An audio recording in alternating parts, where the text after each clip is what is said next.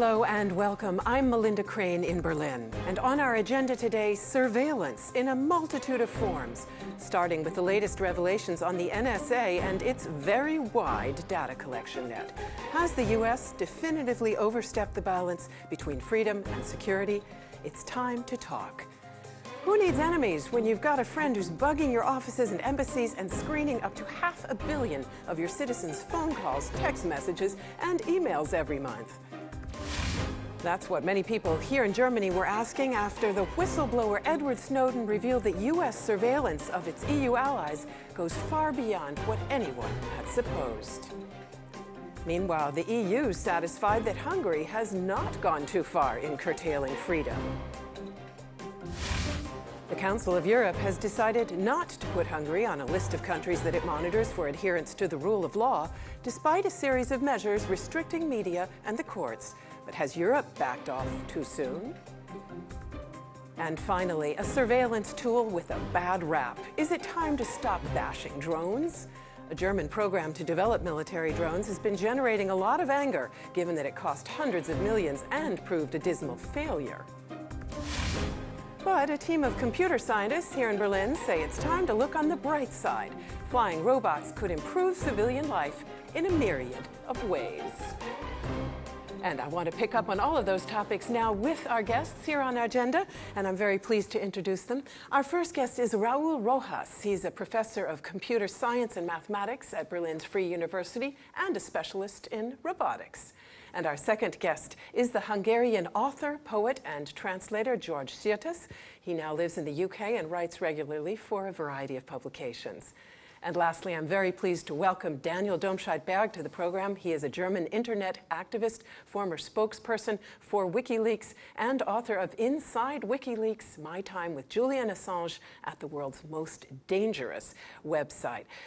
Well, gentlemen, given that all of our agenda stories this week do involve potential abuses of information media, I'd like to briefly ask all of you to give me your take on the NSA scandal.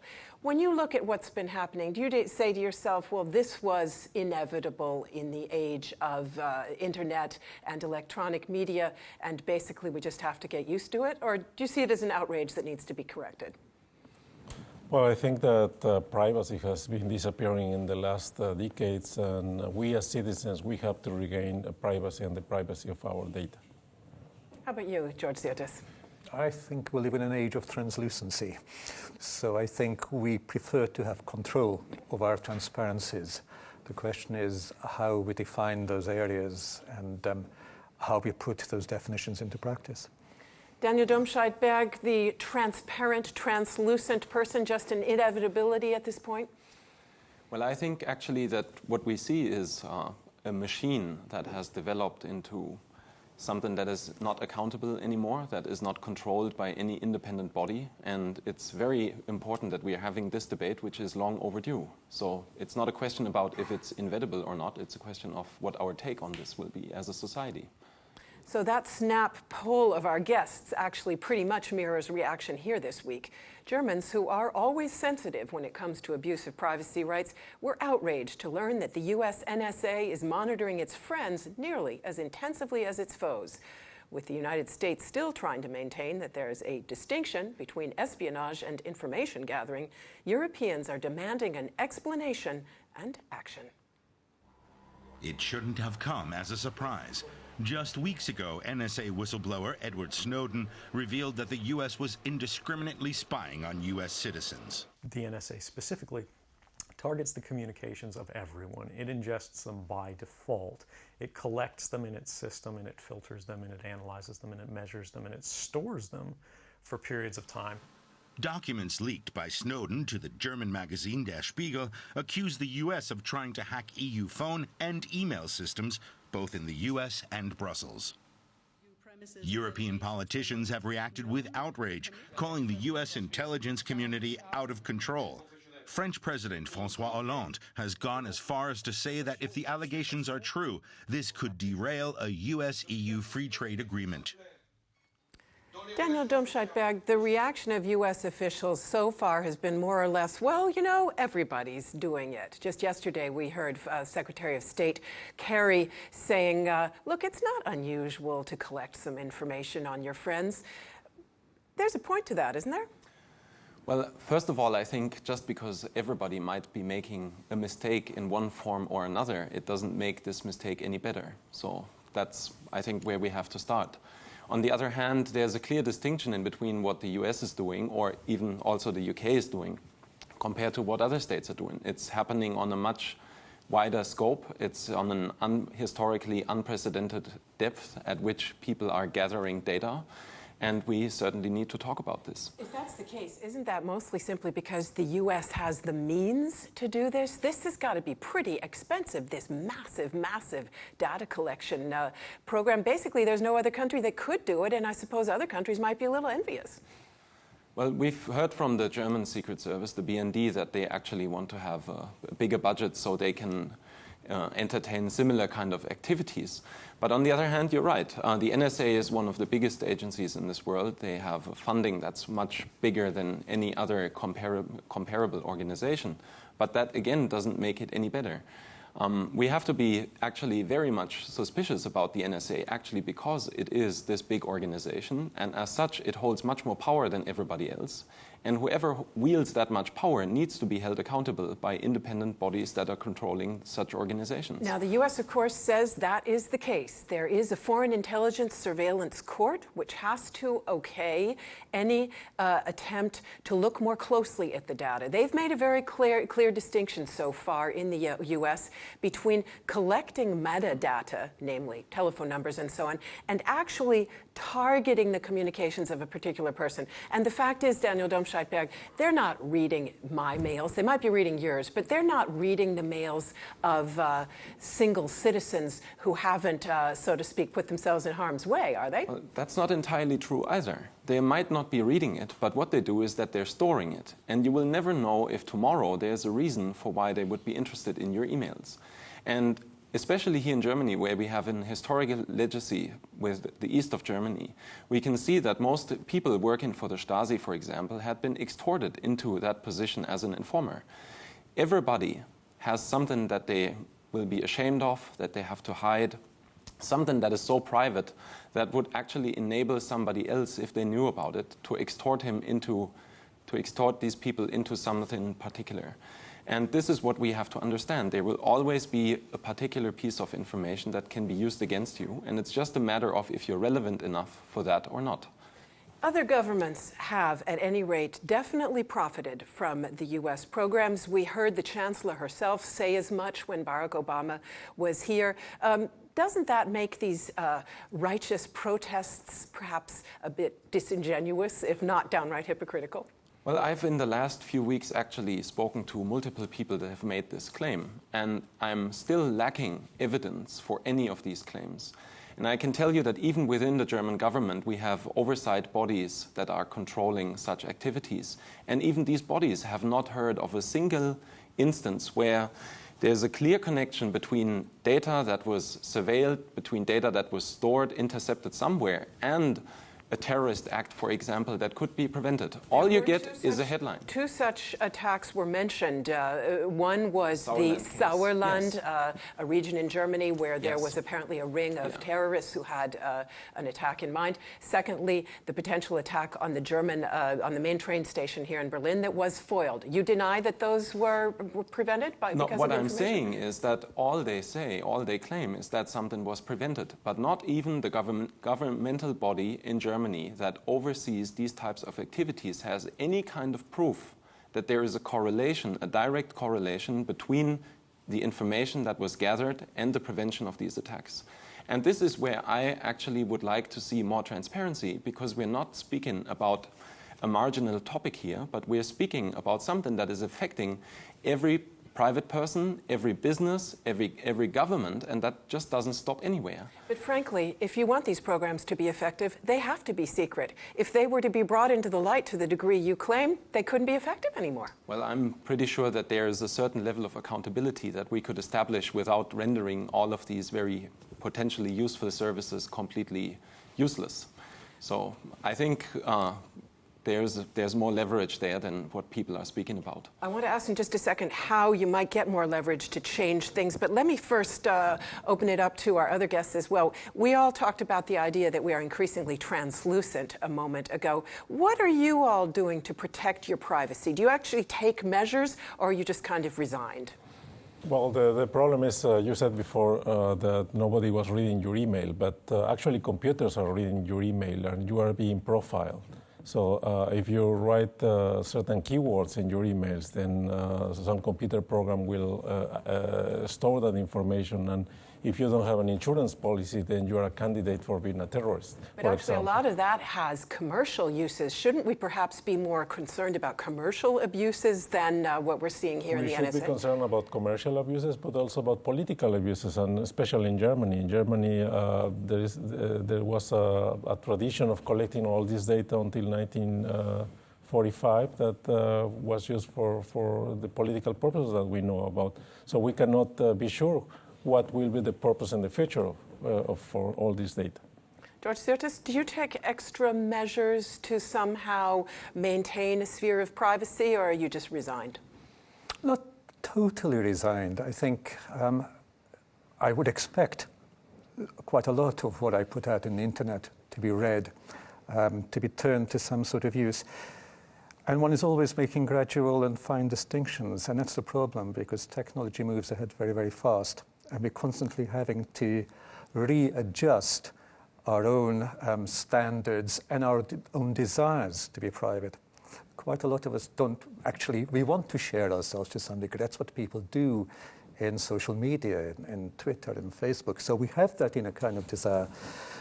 And it's always a kind of chasing after a disappearing bus, really, to try and work out where is it you want it to stop. Clearly, a system which is storing up potentially useful information on you for all kinds of purposes, and you cannot tell which, requires some kind of regulatory body. The question is, how transparent is a regulatory body? At what level do we need to try to make the kind of changes that you, Daniel Domscheit-Berg, have said need to happen? Do we need an international treaty? Would it be effective? Or can we really hope to effect change by putting pressure on an individual government like the US? Well, I think first of all, what we need is a widely led debate. And this is where I'm hopeful that right now, we have to understand this is not the first revelation about the NSA of this particular type. We had former NSA whistleblowers that have, by various means, tried to expose similar things that were developed. We had Russell Tice, for example, that was trying to tell Congress about this, and he could not because members of Congress were not allowed to listen to this kind of classified information. So we're hitting limits within even the governmental system that are not acceptable. And we let me just ask you something. Do you suggest that if Edward Snowden had followed the normal path of recourse and, for instance, contacted his senator or congressman and said, look, I've found things that I consider to be grievous abuses of the Constitution, that he wouldn't have gotten any hearing? No, none at all. And there were multiple occasions in the past where NSA whistleblowers have tried to speak out and they were not even allowed to. And that's a problem of transparency. And we cannot live in a world where not even the government has control about what other governmental bodies are doing. This just doesn't work. Let me ask all of you what you think should happen to a whistleblower like Edward Snowden. Polls in the U.S. show that people do believe he acted in the public interest and that he has sparked an important debate. But they also suggest that people feel he ought to have stayed and faced the music, as we say. What do you think? I think that he acted in a social, responsible manner because he saw that the U.S. Constitution was being abused. And if you see that the laws are not being followed, you have to act in consequence. And if he had just called his senator, then I assume he would be by now in jail. So the only way he could bring this into the open was by being a whistleblower.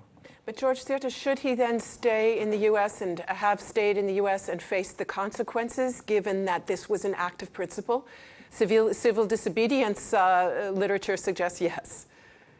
It depends what he anticipates. I think whistleblowers are vital. In Britain, We've had whistleblowers on the conditions of hospitals and on how certain hospitals have operated. These whistleblowers were in great danger and in fact did lose their jobs and couldn't find other jobs. So the debate, as Daniel has said, I think is vital. And also to have the debate as to if somebody does blow a whistle on something, what are the procedures, and do we generally approve of those procedures? Daniel Domscheit-Berg, one of the things that this scandal has done is to reinvigorate WikiLeaks. It has been helping Mr. Snowden in his attempt to find a place to take refuge. What do you make of that connection? You, of course, had quite a few problems with WikiLeaks at the end. Well, that's true. On the other hand, the organization, I believe, is at the core at least still committed to this whole idea. So while there certainly is some PR that's playing for WikiLeaks right now, on the other hand, they are doing what very few in the rest of the world are stepping up for. And this is to engage, to actively defend somebody that has done one of the most tremendous services to civil society that I'm aware of in my lifespan. This is one of the most important publications and most of the most important topics that was raised for discussion. And there's not a single country here in Europe, and we are directly affected by this. There is not a single country that is stepping up and that is saying that we're offering protection and asylum to Mr. Snowden. This is a shame. It's an outrage. And in this respect, whatever I agree with in respect to WikiLeaks, they are stepping up for him and they're trying to help him. So it cannot be as bad. Okay, thank you very much. Well, meanwhile, the EU Council says that what's needed in the case of Hungary is not more surveillance, but just some good scrutiny. So how solid is our democracy? It's not only civil rights activists in the US have been posing that question, but also in Hungary. Constitutional changes adopted there by the nationalist government of President Viktor Orban have sparked harsh criticism that it is backsliding away from democracy. The government says it's taking measures to respond, but is it merely paying lip service to EU concerns? While the rest of Europe is up in arms following revelations that the U.S. has been spying on its European allies, the Hungarian parliament has just passed a national security law giving its government more surveillance powers. Prime Minister Viktor Orban's approach has been called Orwellian. Orban has changed the country's constitution, criminalized homelessness, and promoted nationalists. His critics say these crackdowns on the courts and the media are part of a larger bid to centralize power. The EU, the US, and the UN Human Rights Commission have all expressed concerns about the state of Hungary's democracy. The Council of Europe, a human rights watchdog, has voted against putting Hungary under surveillance, but it says it still has serious and sustained concerns about Hungary's commitment to democracy. George Sirtis, how did you react to hearing that the EU Council has decided not to put Hungary on the list of countries that it's monitoring? Not altogether surprised, because I think the levels on which the, counter-democratic processes continue in Hungary are not done at that sort of level. They are done at that sort of level too, but I think most of the work is being done at a civil and cultural level, and is done through funding, it's done through financing or not financing of things, through recognition or non-recognition of things.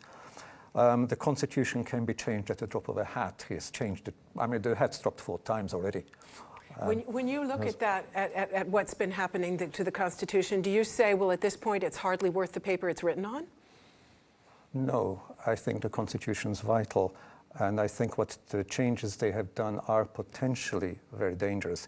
The report talked about media control and courts control.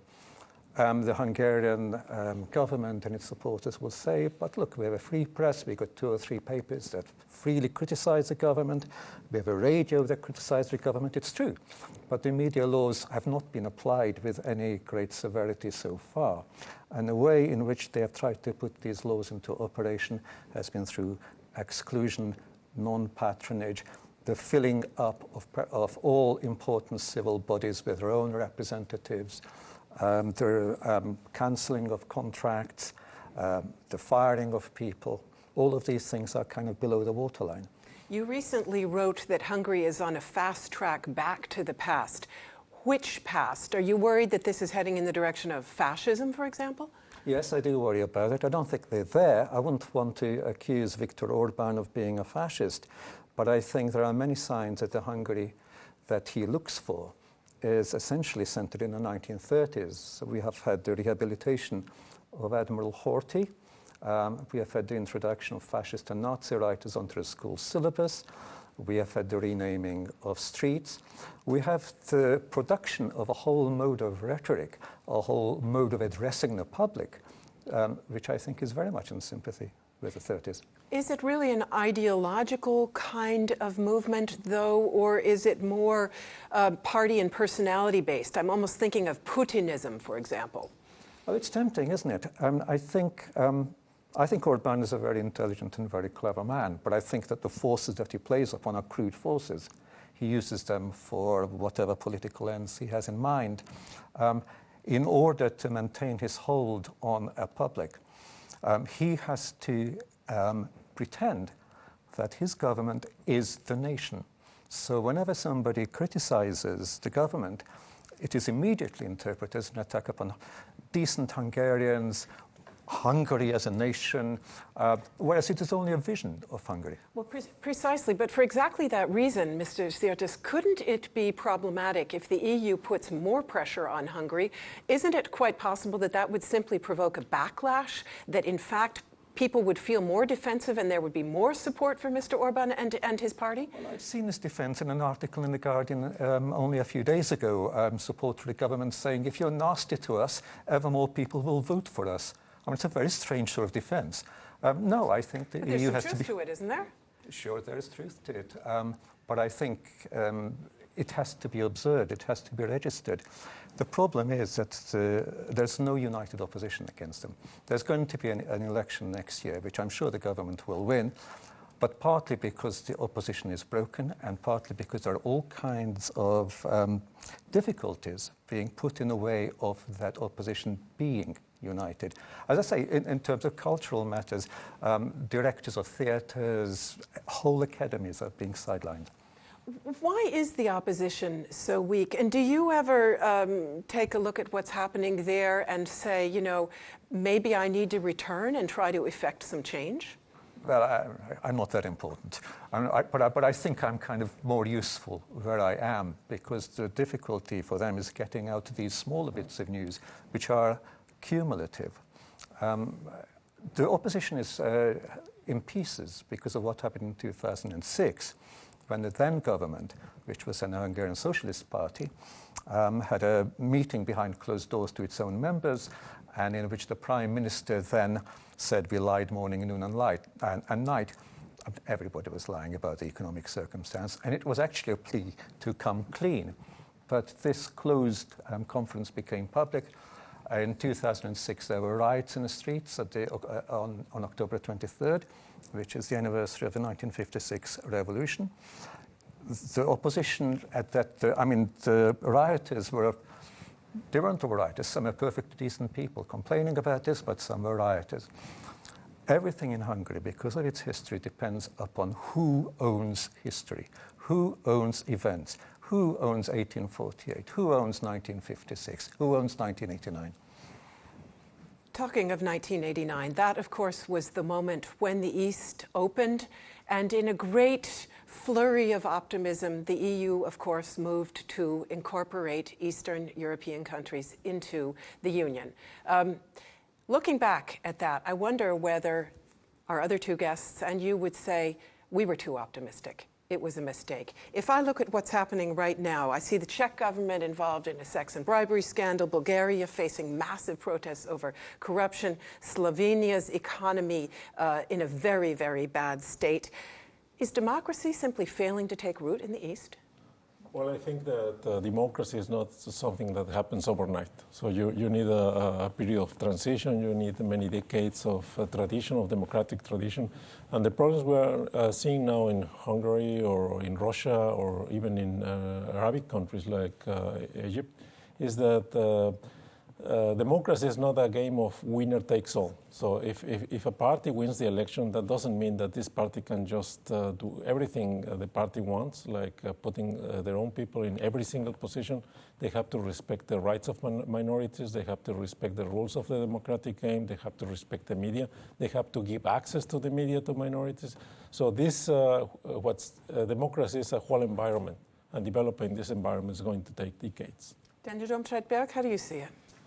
Well, first of all, as long as I grew up, I was told that globalization is the thing that is happening, and it is what's happening around the world. So to me, Europe is just an intermediary kind of thing from my state as being a German to developing into just being a human as everybody else on this planet. And in the meantime, I'm a European for now. That's a wonderful idealistic vision, but are you satisfied with where the eastern part of Europe is heading? I think actually the problem is what has just been mentioned. The problem is that there are structures that are trying to hinder or that are trying to suppress this development of people's ideas about what the world is that they're living in. It is people that are still sticking to nationalism, to patriotism, to speaking about why their country is so overall important or whatever. And I think at the end of the day, it all burns down to a lack of communication. It burns down to being too much isolated from everybody else. And if we can break that isolation, if we can foster free exchange between the people, then the European spirit is just a natural consequence of that communication. George? And this is what we have to look at, and this is why freedom of the press is so utmost important. George Sirtis, that might argue for a more evolutionary approach. Roy has also just said it takes time. The fact is the Hungarian government has backed off on some of its measures after the EU put pressure on it. So are you actually hopeful that that evolutionary process, that process of light pressure, can achieve results? Not in the next 10 years or so. I don't think so. I think there is globalization, and I think that is why it is important that the EU should continue to watch what happens in Hungary. Hungary is an isolated country in terms of language. It has its own peculiar history, as do all the other countries in that region. And these countries in that region are, to some degree, at tension with each other, and are always going to be at tension because because of what happened after the First World War. The different countries were split up, then joined, and split again. And there's Hungary's had very little time for democracy historically, really. 1867 through to 1919, well, it's under Habsburgs, and I wouldn't call the period in between the two wars precisely democracy. It was a kind of authoritarian state. And it isn't actually, to be fair to the current regime, it isn't only them whose first instinct is to try and silence the opposition. It has been the instinct at every turn with every government after 1989. So very briefly, if you would, what does the EU need to do now? Just keep watching.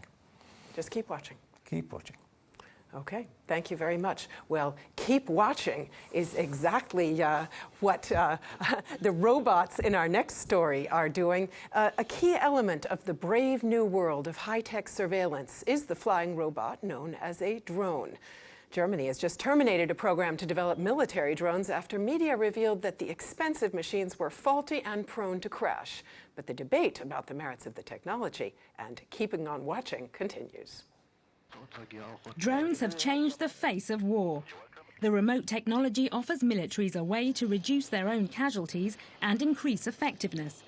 But critics say drones are evil.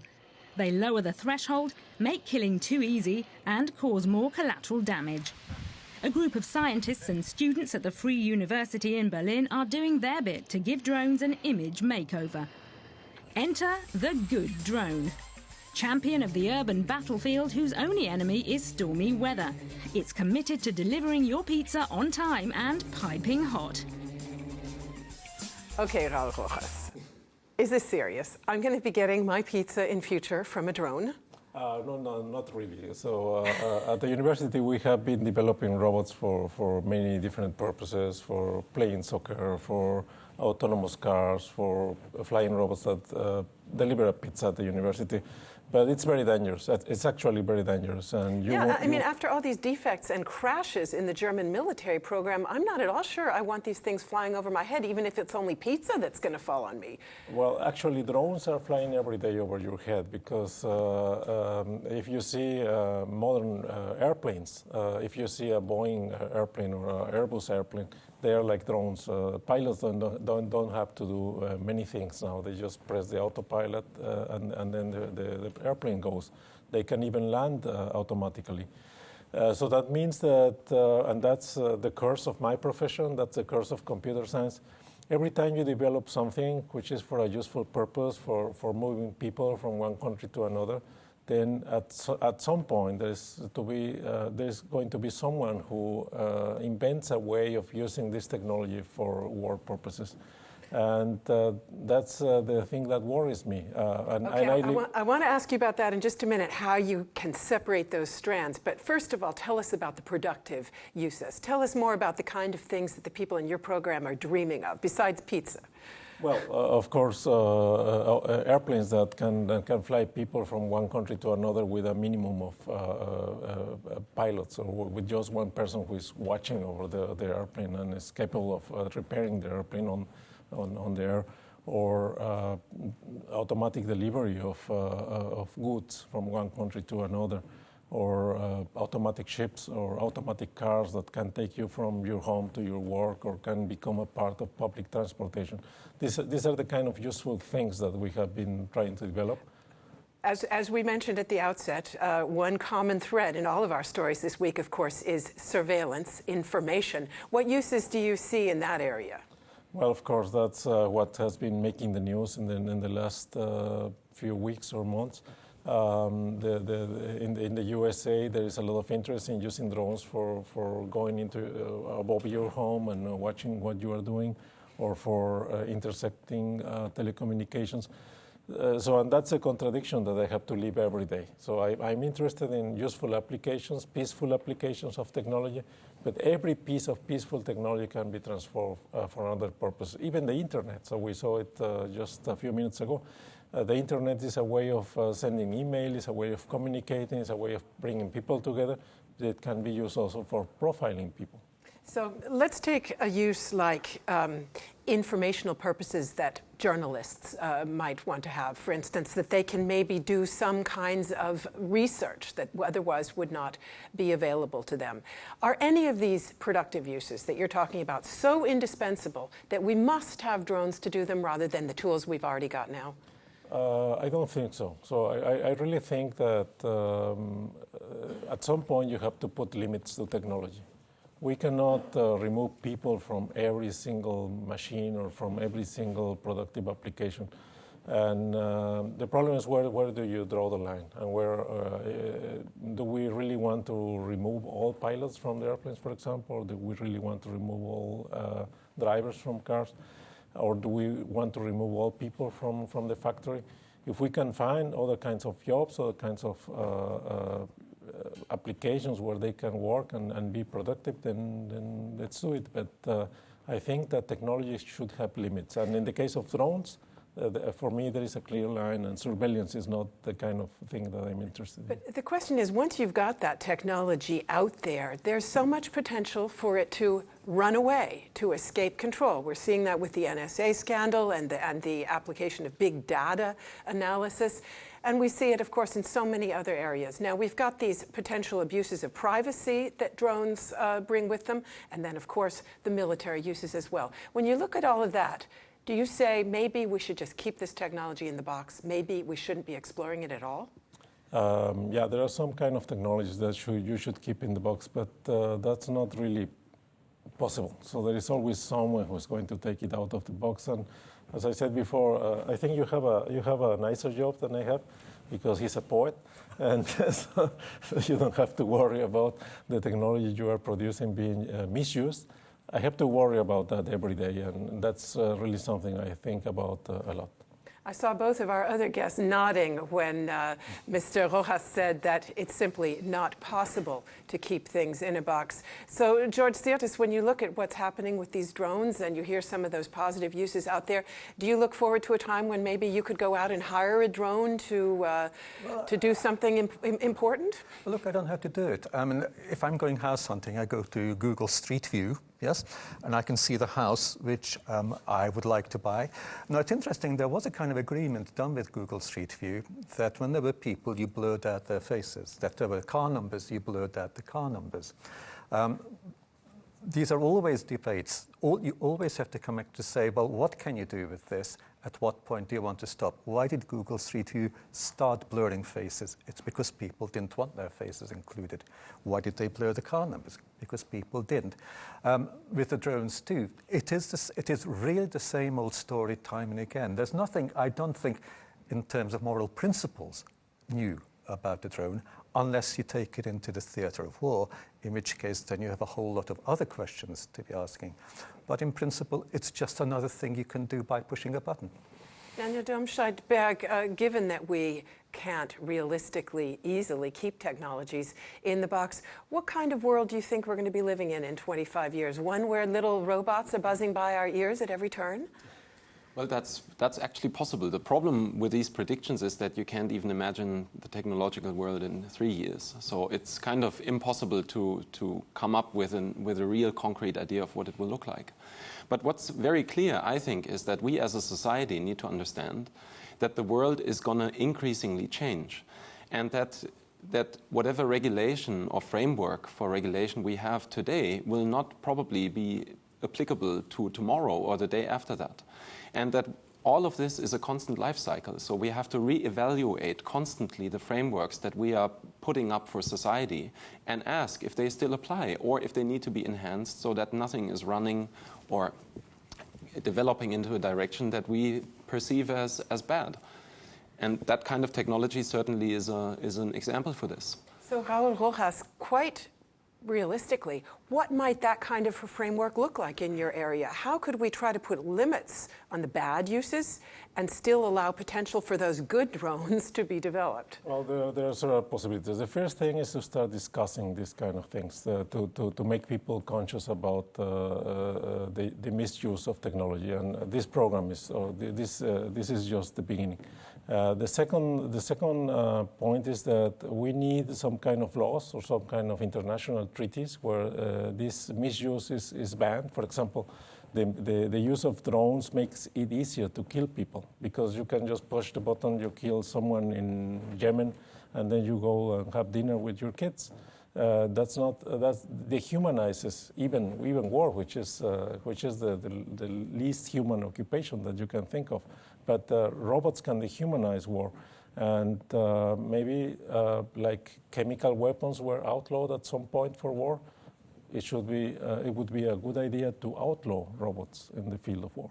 George Sirtis, I see you nodding your head, but are you really optimistic that that's going to happen? The reason drones are popular in the military, of course, is that they save lives of soldiers.